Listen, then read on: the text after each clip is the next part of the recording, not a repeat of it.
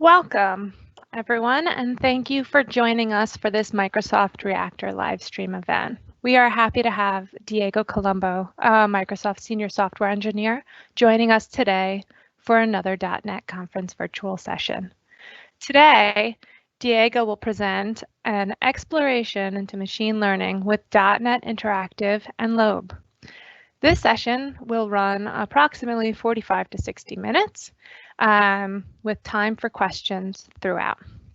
If this is your first time joining us, please note that for our Teams live session, there is usually a 20 to 30-second delay from speaker to audience, which means that you may send us a question and we don't respond for just a little bit because that's how the stream works, unfortunately. So when you do post a question, just make sure you include as much detail. If you're referencing a specific thing that Diego is presenting, just make sure to highlight whatever that is as you make your inquiry so we know what to reference.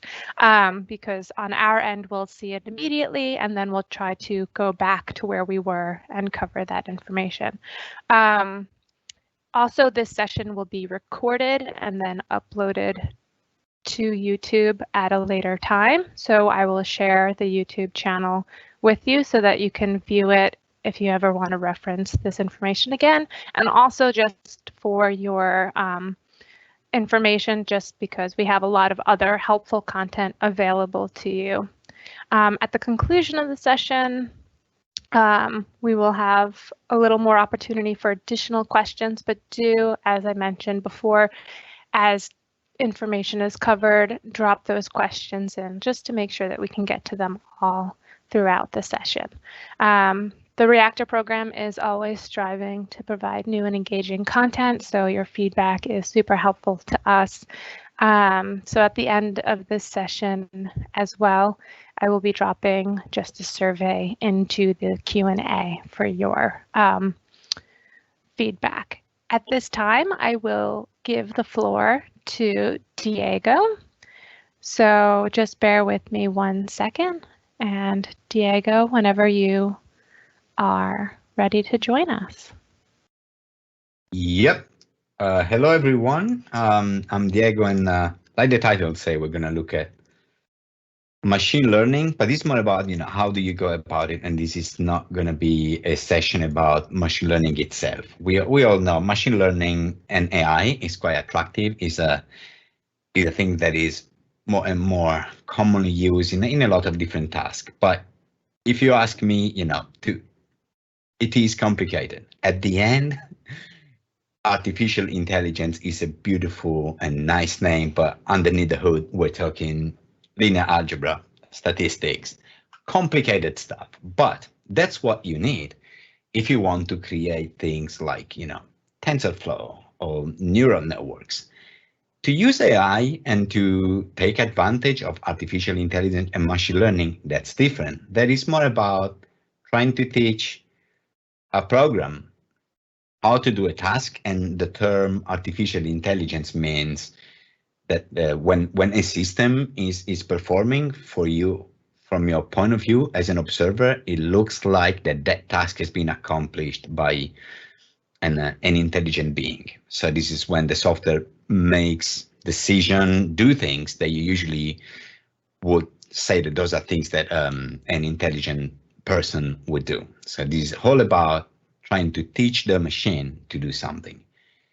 And usually you do that because you want to create an application. I don't know, but that could be anything, things that apply labels to text, agent that replies back with information into a chat, parsing languages, and so on. What we're going to do today is that we're going to try to use a couple of tools and approach it is a lot more flexible, is a lot more exploratory in its nature to try to build something, to build a model and using an application. So the first thing is there's going to be few resources, and the tool that I'm using, they're all available to you, the all tool that you can download for free.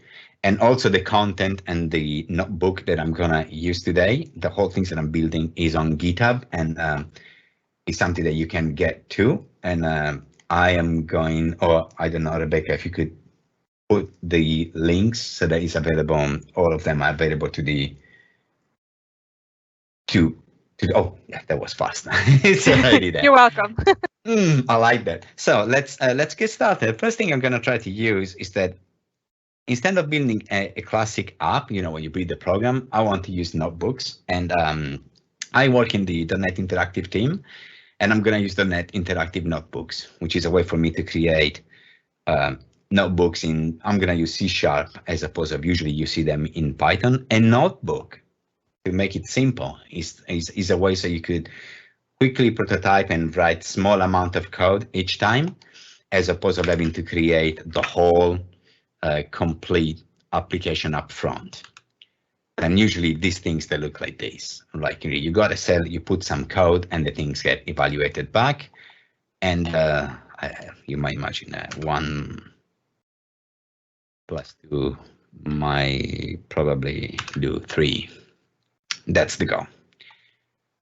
Now, why I'm using this is because to build an application, you need to create, usually you set up something like Visual Studio, you build a solution, you are the project. What type of project? I don't even know what this application is going to be, so I can't even make a choice. But the thing that I know is that I would like to start being able to manipulate images. We're going to try to build a classifier, and the classifier model is something that, given an input, it knows how to apply some label, like, tell you what kind of thing has been seen in an image. So every image that is going to be shown to the classifier will obtain a label, and each label will have a confidence, which means that when you see a machine learning something, it's like, how confident is about the problem that has been manipulated. So each answer doesn't come as a black and white. Usually they come along with a confidence value that goes from 0 to 1, says, I think that what I saw is a cat, and actually,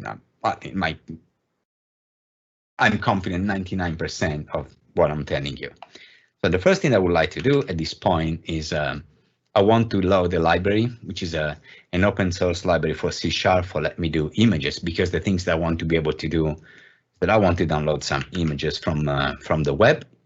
And so here I'm going to use that library, and I'm going to also use the HTTP client so that I can start downloading my images on the fly. So at this point, I can, for example, just go and download an image. And as you can see now in my notebook, I have declared a variable, which is an image. As you can see, let's evaluate this image. I would like to see, oh, well, that's not really that interesting, because I've got an image and the only thing that I can see is that it's a 800 by 800 pixel. Yeah, it's cool, but it would be much more interesting if I could see what the image is actually looks like. And that, again, that's why I'm using Notebook, because Notebook outputs, you can see that we went from this one was just a simple cell, and as I'm exploring, now I'm trying to see this more like a table, which is like kind of interesting, but not that much. So one thing that you could do very easily to say, you know what, I can define some custom code, which is called in the .NET interactive space, this is called a formatter. So that, you know what, when you see an image, how about you actually show me an image? So after I've done this, now what I can do is that if I try to evaluate my image again, every time I have an image, the image is going to be displayed. Now, because of the size of the image, this is a little bit too big. So whatever I download, so this is not going to be helpful, because what I'm going to do later on is that I'm going to use the things that we've done now to download a bunch of images that we would like to use in our machine learning model. So another utilities that I want to put on at this point is to have some way to resize or reduce it to a much smaller size. So this one, what I'm going to do is trying to reduce to a custom maximum size, and by default, the value would be 300. And to do that, I need to actually make sure that I import the namespace that I want. So that's why it's complaining And this is like exactly what you would get in a full-blown, full-blown Visual Studio experience, but it's keeping this more interactive. I don't have to rebuild the whole things. So let's see now what happens when I produce an image. What's gonna show me then? That's much easier. As you can see, it's much smaller and more usable. So today we're gonna do something very, very serious. I'm very famous for my extremely serious demo. You might have been seeing me before trying to teach a robot how to recognize Pokemon energy, but today we're taking to the next level, because today we're gonna work with Beyblades. And Beyblades are toys that those are spinning toys, and some are right and left spinning, different shapes, different color, a lot of details. And they're quite similar, but they all have different capabilities and they do things. So what I would like to do today is to try to see if we can teach a model to classify these things and run it. So we can then download some image from the cloud, from the web, and see what we do with that. So let's do something. And I went ahead and one thing that I've done, I found a bunch of URLs that I want to define. So those are all location, Shopify, Amazon, and other things. And these are sources that we can use for our image. So let's download some of those. And as you see now, we're using this list of URL, and we're going to build an object and build I'm going to try to see what they are. So I'm building a list of smaller image, and I've got a variable, which is this Beyblades collection, which is a collection of objects, and these objects, they contain an image. So let's see what we've got. So at this point, we're actually downloading them live, and these are images that I've got from the web that I would like to use and see if we can put labels to that. So now the next part is that we need a way to create what is called a model. The model is made of two parts. The one is what is usually like the type of the model. And that's something that depends, if it's a neural network, for example, they have different topology. Neural network are made like it's a network of neurons. Each of them has a few attributes associated with them, and depending on how they get connected, how many layers you've got, and the structure of these things, you obtain a different result. Now, what you do is that you let this data go through, and a classifier is a classic thing. Somebody asked that before. Is a classic example of what is called a supervised learning, in the sense that this is like having a teacher. We're going to show some images, and for each image, we're going to tell the model what's the label that we expect, and then it's going to try to learn from that set how to add things. That's where the tool, that is the first link that I put in there, is Lobe is coming into place. So Lobe is a tool from Microsoft, which is there to help you right now. They can support the training of a classifier. The thing that is beautiful, this is very simple, and it puts your focus on the training problem. So at this point, I have one model here that is empty. So that's where we're going to start doing a couple of experiments. The beauty is that Lobe is going to let us interactively build a model, test it, evaluate. And that's okay, but is then living inside the app. At this point, what we would really like to do is that once we've got this tooling, how do we test it with software? So do they've got an API? And the answer is yes, but we want to be fast. The model we need, usually you need quite a few image to get a proper model, and the bigger is the set of image, the longer it's going to take. And even though taking advantage of Lobe is quite fast and is using GPU, if we were to do today a proper blown training, probably will take away good portion of the session. But to show you the idea of how I'm going to now go off building the model and then connect it back to my notebook, and then keep on moving until I got something that looks decent, until I can actually ship a product, the Blade classifier, which is gonna solve tons of problems in the world.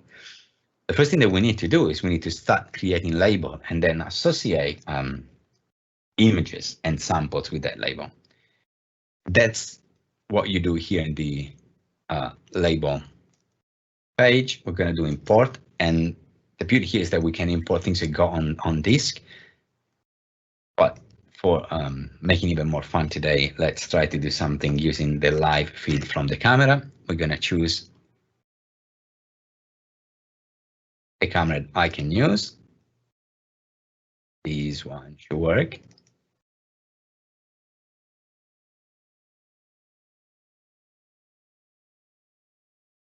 Second.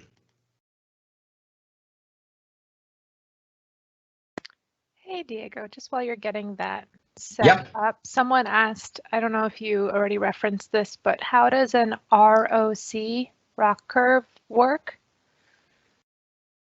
And also another person asked a question as well a little further down. So Okay. Oh, let it drip. Somebody's into the game. Yeah. What was it, a regression curve, you mean? They just wrote ROC. I'm non-technical, so. Oh no, that's say no, it's not. It's I don't know. So my background is not it's not really machine learning per se. So I'm more kind of application developer. So I should have mentioned that at the beginning. So the perspective I'm going to give here is really more from an application development point of view. So what I'm going to show to you is really more into the space of consuming model. So, and in this case, also Lobe, as I was saying, is mostly doing the classification as building a classifier. So I don't know how to answer that question. And thank you for putting me on the spot. Somebody that is doing his homework. Good stuff. But sorry for that. And then we just had one other question. Do you have to use the insiders build? So yes, in the sense that the notebook experience that you're looking at is not yet fully mature in. You can also use the normal one, but it's an API that is continuous evolution. So this part is still in development. So at the moment, the easy way to use an interactive would be through the insider, because we really keep in touch with them, and as the API evolves with more functionality, we add more functionality on the .NET interactive side too. Awesome, thank you so much. Okay, so we were talking about making the label. You see this beautiful person in here, which is going to be our teacher. So what you're doing here is pretty simple. So today we're going to do a union. Union Achilles is this guy. And he really is as simple as, once you've got the label, you show it. And Lobe is smart enough to do some cutting, processing, and also you can end up burst. So now we've got 16. But as you can see, it's already telling you, with one label, what do? Nothing. Is not even kicking off the train. So to kick off the training, we're gonna and how about Imperial Dragon. I've done a lot of training on the Blade, but unfortunately, because of COVID, the World Championship has been cancelled, and they only did it online, so I missed that out. But now we're gonna try to teaching another class, which is this one. This is an Imperial Dragon. We're gonna do the same, add few. At this point, because we got two labels, you see that the training has been kicked in, and that's when it becomes interesting. So as you can see, it's got all the image, nothing has been tested, nothing has been done. The label is starting to create the model. And then what this is going to try to do is going through all the images and try to see and improve the classification. There are not that many, but you see that the we got a 90% rate, which is not 100. But that means that if you see here for each label, he wasn't confused. So all Achilles were classified as Achilles and all Imperial Dragon were classified as Imperial Dragon. So he's got no doubt. Problem is, let's play with this guy and let's see what it does. And as you can see, these green things moving up and down is giving you a bunch of information. This feedback is about how confident it is. Now, the problem is, being a supervised learning, nothing is on the screen, right? But it's still saying that it says, I am pretty close to any of those. It's just tossing a coin. So the next thing to understand is that how do you train it about when nothing is in there? So let's do now another label. We're going to add a new label. And the new label that we're going to do is camera again. And the label that we're going to do now is the no blades. So at this point, we're gonna just do random stuff on screen of stuff that is clearly not a Beyblade. And that's the beauty. Now it's kicking off the training again, and it's gonna try to reapply and improve the model. And we're gonna see the feedback live. Now that's when it becomes interesting, right? So when you're looking at this way, what we are looking at is the fact that it didn't do too well. To be fairly honest, it's a 22% accuracy is seriously bad. And you can see here how it got confused. So he actually thought that this one was a Uni Achilles when I actually told him it was a no blade. And then if we look at the Imperial Dragon class, he went down this path. So clearly, what do we do? So here we got a couple of things that we can do. First of all, you want to make sure that the classes got a reasonable amount of images each. So we could, at this point, add some more images about the Imperial Dragon. And just put them in the same ballpark, you know, having 30, 26, and 16 is not really a fair model.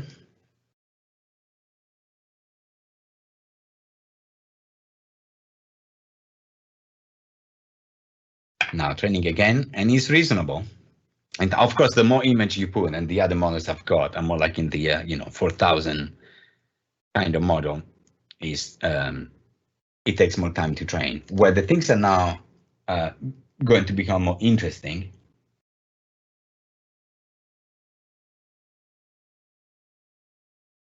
Well, the blocking out the feed, so we're going to see a couple of things now. There is a question here that says, what if you just black out the camera feed? Will it show no blade? Blacking out the camera feed should show no blade in theory, but you need to make sure that the class of no blades and you have enough classes and enough information so that the model can start understanding what feature make or not make a blade. And then on top of that, making sure that if you got different classes, there is like here, this one is confused with the Imperial Dragon. Now let's see what we get. Yeah, that's cool. Now we're going to show an Imperial Dragon. Awesome. And now we're going to show Achilles. Oh, and this one is beautiful. If he's getting that wrong, then you can reject the classes, or you can say, you know what, take this one too. Now, by just doing that, you confirm. So now you are trying to give more feedback to the model when it's doing well or good or not. So especially when it gets confused, you can do those things. And this is automatic kick off the training. Now, where these two becomes even more interesting now is that once you have a nice model, these models can be exported and used outside. And oh, 1 second.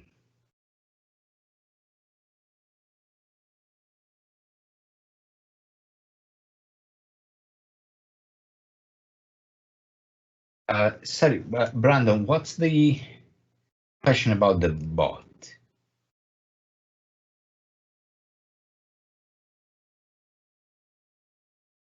I'm not understanding the question, Brandon, about the creating the dev kits and bots. I'm not sure what. And once you're happy with this guy, there are a couple of things very interesting you could do.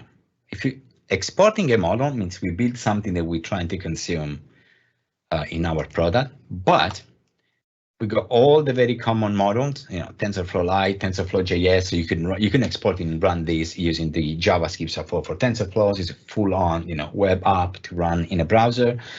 TensorFlow and TensorFlow Lite. TensorFlow Lite is a classic thing that you can use on mobile phones.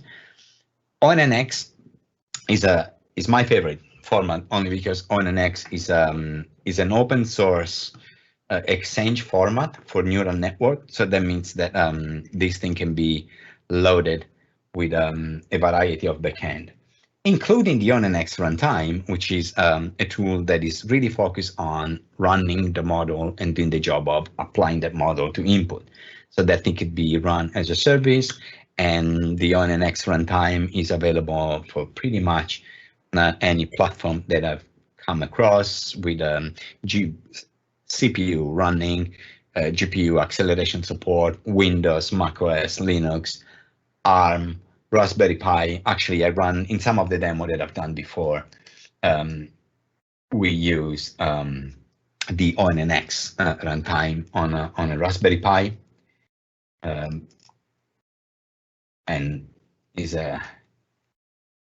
very interesting.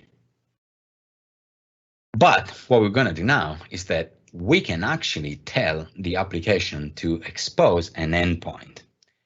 And for each of the model that you've got is going to have an endpoint. We can submit things and get back our results. So now let's go back.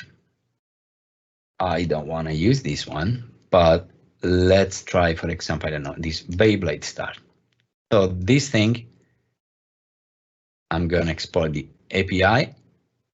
And now we're going to go back to our notebook, because to make life easier, which is the whole thing about AI and making software, is not to become, it's really to simplify life and to improve our way of doing things. So here, what we're going to do is that I'm going to use Lobe.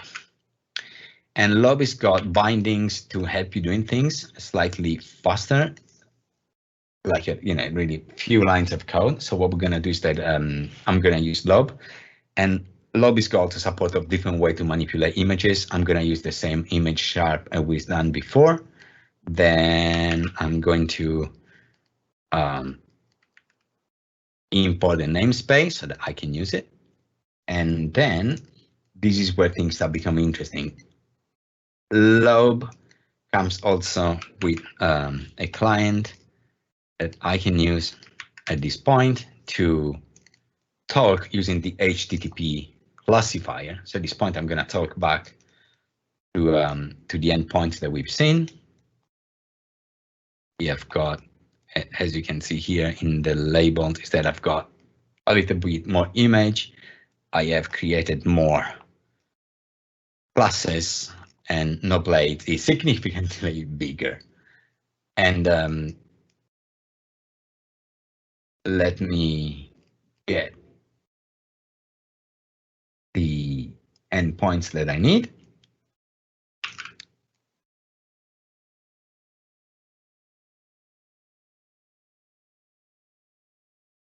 And here I'm just defining some variables. These are all URI for the endpoint we're going to use. And I want now to use a classifier. So we're going to create a classifier, and I want to use the Beyblade start model, right? And then let's see, we already got that list of images, right? So now we're going to try to see what we can do out of these guys. So let's look what the first one will look like. And this is as simple as I want to classify. I'm planning the image to be RGB 24 because that's the format is going to be used by the classifier here. Wants to have an image frame of this format, so that's the only thing I'm doing. I'm picking up the first of the blades, clone it, and transform it to an RGB 24, and then try to classify. Let's see what we get out. Oh, so the first one is an Imperial Dragon with a 1 confidence. So this is like that is it, no doubt. Okay, tell you what do we get at this point if we, let's get something a little bit bigger. So I want to re-download the image, but this time instead of 300 by 300, I'm going to get like a 800 maximum size, a slightly more resolution. That means that, of course, you've seen before how dense and high frequency are the details. And so the something's got high frequency details means there is a lot of tiny variations. So there is a lot of information on the object that could help us decide which one it is. So at this point is way more interesting to have a high resolution image so that I have access to all the pixels to see those information. And at this point, next thing we do is that we've got all already cloned as an RGB 24. So we're gonna just go through them, classify, and then thanks to the super powerful formatting API of Net Interactive, let's print out this classification. What we do here is that I keep reusing the image so we can see what was the source. I'm gonna show what was the label and the highest and the confidence used to come up with that name, but also I'm gonna try to get the best 2 classification there, because so that could be helpful to understand if the model get confused. So let's run the classifier. Imperial Dragon, yes. Imperial Dragon, cool. Ace Dragon, yes. Union Achilles, yes. King Helios, good. Nope. This is nope.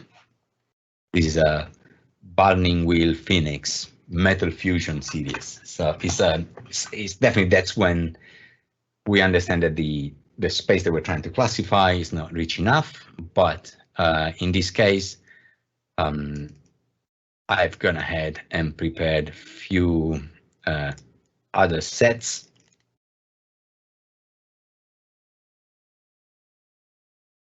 At this point, let's see, in this one, as you can see, I have the Burning Wheel. So let's see if this set is doing any better. And that's the power now of Notebook. I've created new things. I have added new functionality. I don't need to rerun all those things. I had the URL ready to go. I just need to run this one. Image were already downloaded, so it's done. Only thing I need to do is to reclassify. And now, hopefully, there you go.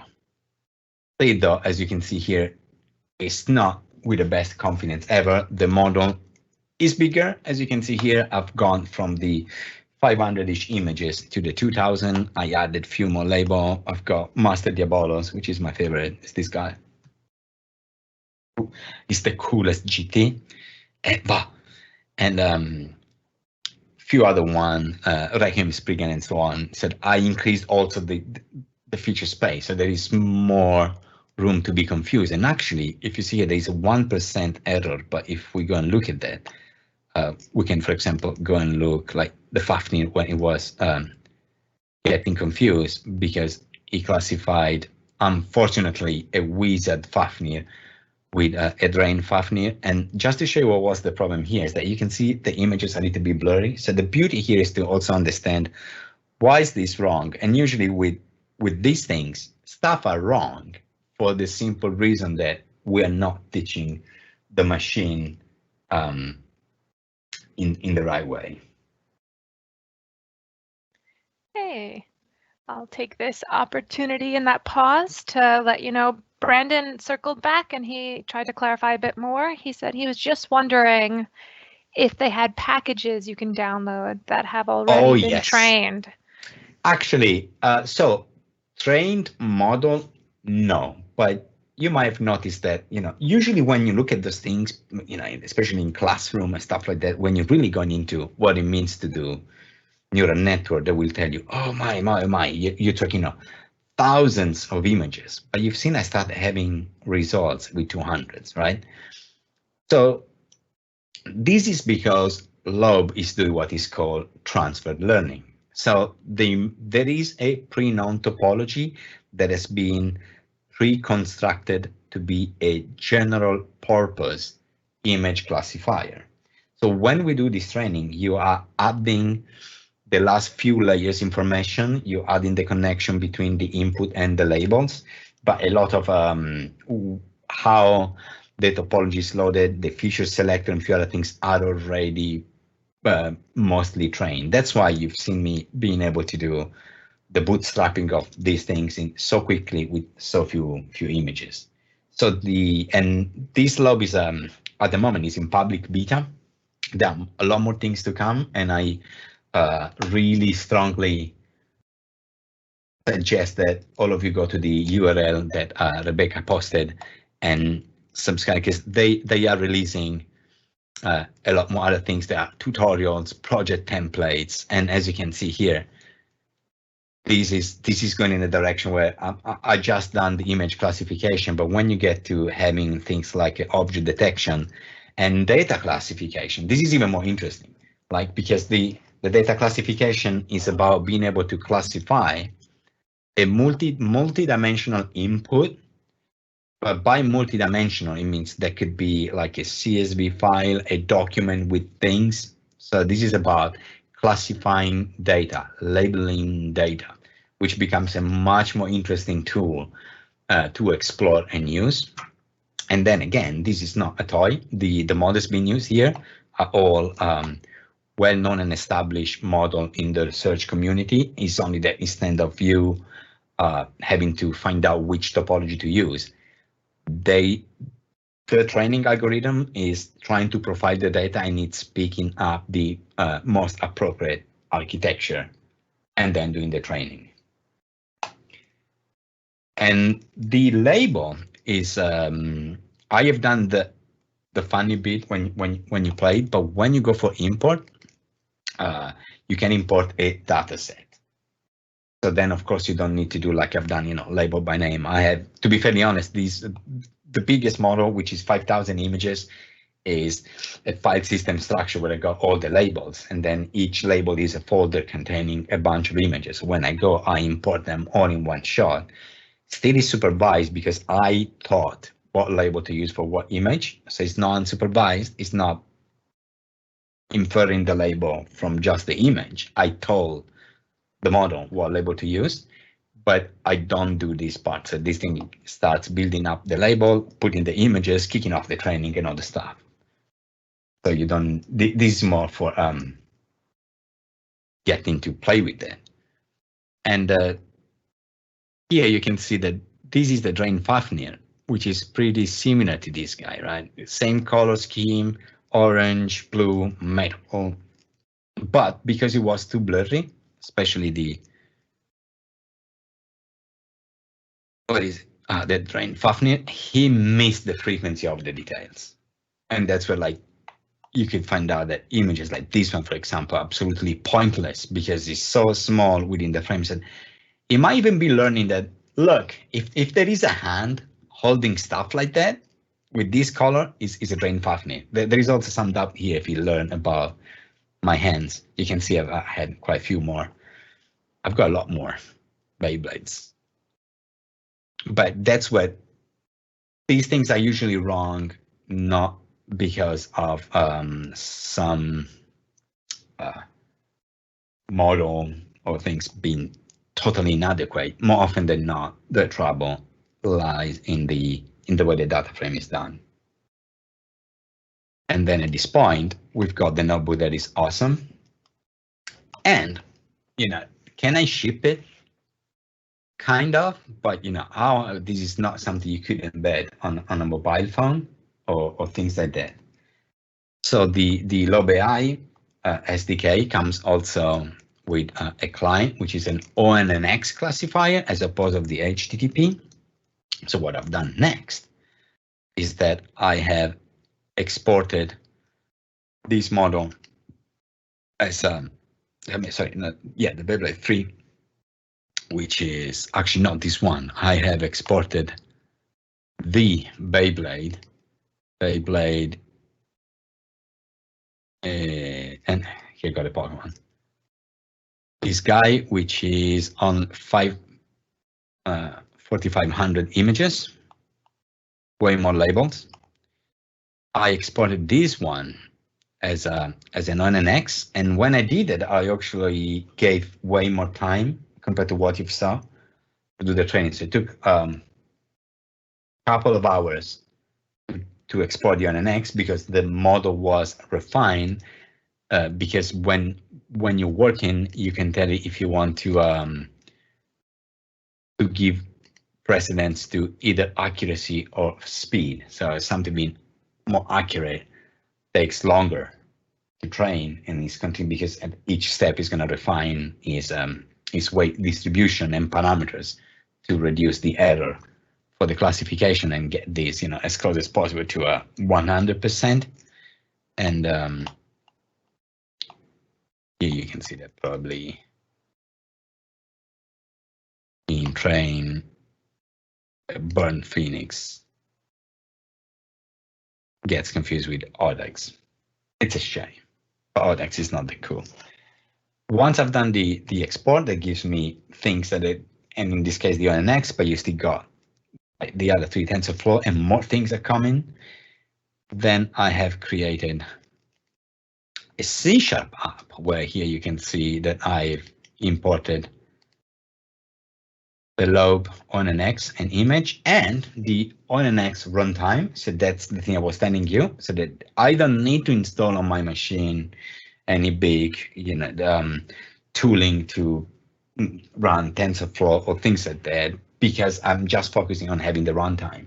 Right? This is something that it just goes with my app, and this comes now with all the things that you need for Linux and all the stuff. And I built something that is going to look for the first 2 arguments. This one is going to give the path to a file that is going to be used to load and create the model. It's what is called a signature file, and that thing is going to then be the classifier from that file.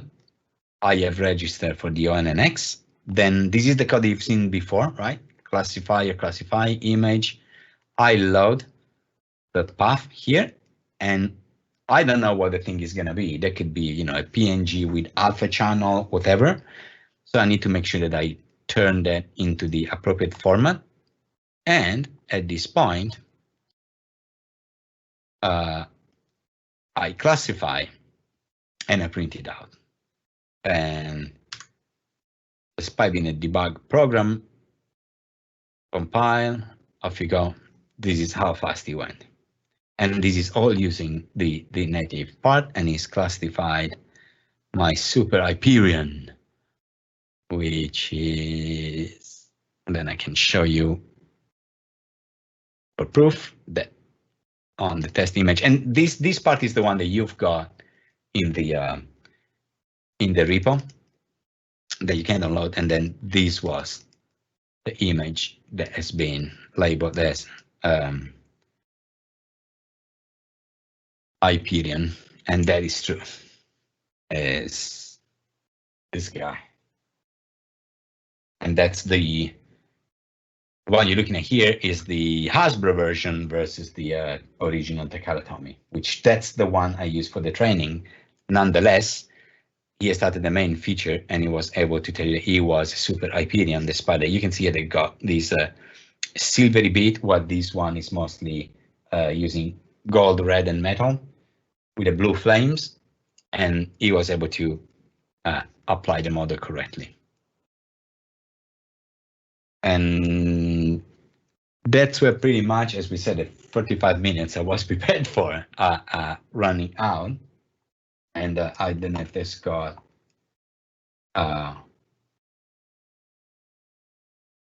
any more question or things that you want to know, especially the fact that the choice of tooling, because the reason for me not to go in directly here is that I would have had to write a lot more things, had more dependency to my application just to be able to work my way to the point where I felt confident enough that I was able to do that. So, what images to load, how to process them, how the model was performing.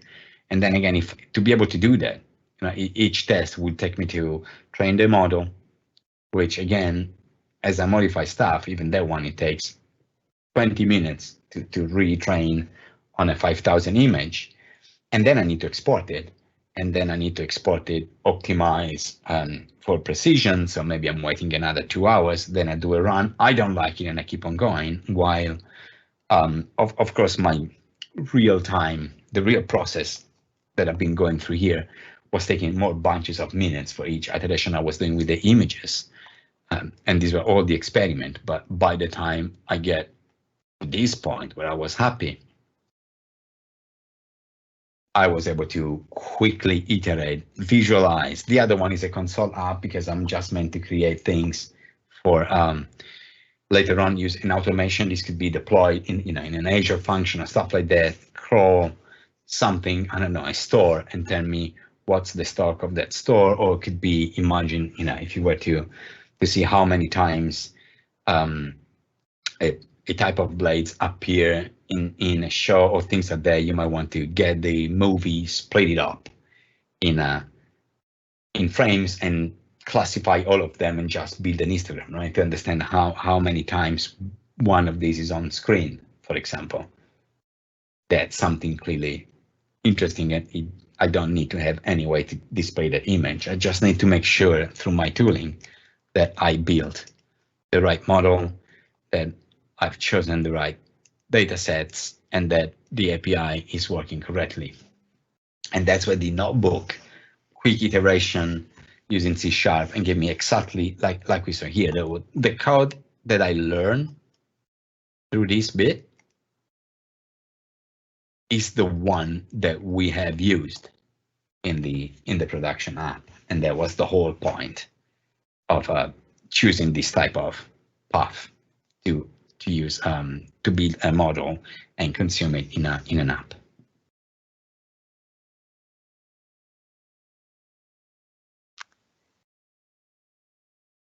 So we haven't had any new questions come in just yet, but we have received some positive feedback. Nice. And he said, looking good and nice content. And Richard from London, who also mentioned an ROC event that's happening through that meetup, said he didn't know what those yo-yo things are, but this has been a great and one of his favorite ML demos. So thank you. Thank if you, you Richard. want to explain the yo-yo thing. Well, these things started, I think the first release of these things was like really was 2001. So these things have been around for like 18, 19 years. And these started, but these things, they started like a simple things that you spin, right? And then my son, who was 7, started watching TV, and I saw that these things were still on. And like every parent, it's still on. And I watched them, and I said, it's impossible that that thing is real. Now let's talk about this guy, right? Imperial Dragon. Now this thing, they have built on 3 layers, and each thing is a different combination of offset of metal, plastic, rubber, and this one is also with a motor. This thing is a right spin, and it's not tactile. When this thing starts spinning, depending on the speed that you're launching it, the motor will kick in and might decide to use a counterclockwise spin. That means that with that, this thing that is running will immediately change its direction. And because of the metal that is outside and the fact that this is not perfectly rounded, this thing is got a less even rotation spin. So this is why they call it an attack type.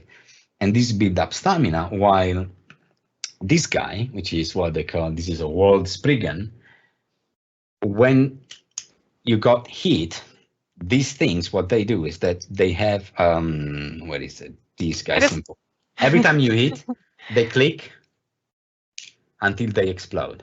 If you explode, you lost. And every time they get hit, they do one click, unless like this guy, when you hit it, if you hit it on one half of the circle, it clamps. So this one doesn't let you burst or break apart very easily. For example, that's why this guy is a stamina type. So this usually wins by being the last one keep on spinning. This one wins because usually knocks the other one off. We should just want to make sure we're not getting any kind of bumps from this company. It's just a cool toy. The engineering behind those things is beyond human. Why would you do that? It's a spinning thingy. I look at it as an engineering point of view. It's over engineered, seriously complicated. Yeah, I mean, therefore addictive. Yeah. I mean, toys today, it's a big industry, developing and figuring out all of how that works. Oh yeah, definitely. Just like gaming and everything else, it's more and more layers, and so kids got really lucky, I think, being born. Yeah, the complexity, I agree with you, the complexity and the power to get access. I mean, even looking at, if you think about it, we just saw how hard it was to train that model. My son was 7. He took the camera out and he was just having fun to try to classify what type of Pokemon energy he was having. Right, so 7 years old, was able to click few buttons and make something like machine learning apply to a game he wanted to do. I don't remember being able to do that. Amazing. Yeah, indeed. I mean, the way you can use technology now, not just for the classic, engineering job, I'm really intrigued to see how creating apps more accessible and like this one, more experimental and explorative. It really opens all this technology to type of user, more like, creative person. So you can see how these things could be applied to even create, visual art installation, for example. Instead of having to create a complex software, you could imagine to have something very simple and easy that blends a little bit of a Raspberry Pi turning on and off devices, lights and motors based on camera feed that you process through machine learning to detect specific element or labels or things like that. It's incredible how things that used to be that boring, sitting down and writing software and thinking about linear algebra and machine learning can now be accessed to create things like this, letting people focus on the task that you're trying to do, as opposed of the trying to accumulate enough academic or traditional knowledge. Back in the days when I started doing machine learning, it was hard. You sat down, somebody was coming along and telling you all about linear regression, error function. The error function needs to be something that you can derive because you want to apply minimization, so it's blah, blah, blah, blah. So it wasn't that cool. Like, look, this is a Beyblade. And that's the thing that I find really interesting of today world of tuning technology, programming languages, and things that makes it so much more approachable and in the reach of much wider audience. Yeah, it's so true. And especially now, while we have these unfortunate situation with COVID, we at least have this great opportunity. I'm in New York, you're in London, or England. I forget which area you were based out of, Diego, but apologies. But We only just started talking yesterday. But, you know, the fantastic thing is that content's now out there and more accessible to a larger region because of the technology and development we have in a virtual world. So I think it's great where we've come to. At this time, we haven't had any new questions come in. I just wanted to highlight, if you haven't. The Pokemon that has been done. Check it out and ask Cecil. We did a beautiful session. We were sending out an autonomous robot. This guy is this thing goes around the house looking for Pokemon energies.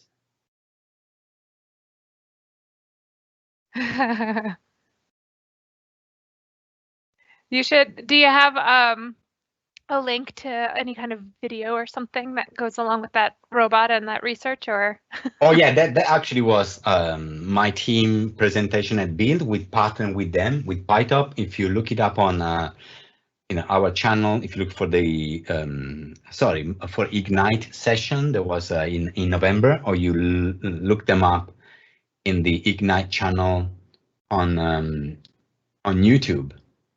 You'll find we were doing this session with the PyTop, where the beauty was you were talking about the the COVID scenario. We didn't even use the thing that you've seen today, but we simulated the classrooms. It was me in London, a teacher in Andorra, and another student in Seattle, and we were writing code inside Teams, and the robot was with us in Teams, and the robot was in another room on his own. And we were coding there live, submitting things to that, and the robot will send back via Teams. Oh, look what I found, and it will send you the screenshot and show you. Oh, I found water energy. Oh, look at this one. Amazing. That's so cool. Yeah, so if you haven't heard of Ignite, Ignite is another event that Microsoft sponsors. We've had that this past year virtual, and we have lots of video content up through Microsoft YouTube. The reactor, I dropped a few links into the Q&A if you are still on the call and want to check that out. We promote most of our events through Meetup. All of our events are free and open to the community. We have a number of sponsored workshops like how-to classes, but we also have wonderful speakers like Diego come on and host these great sessions.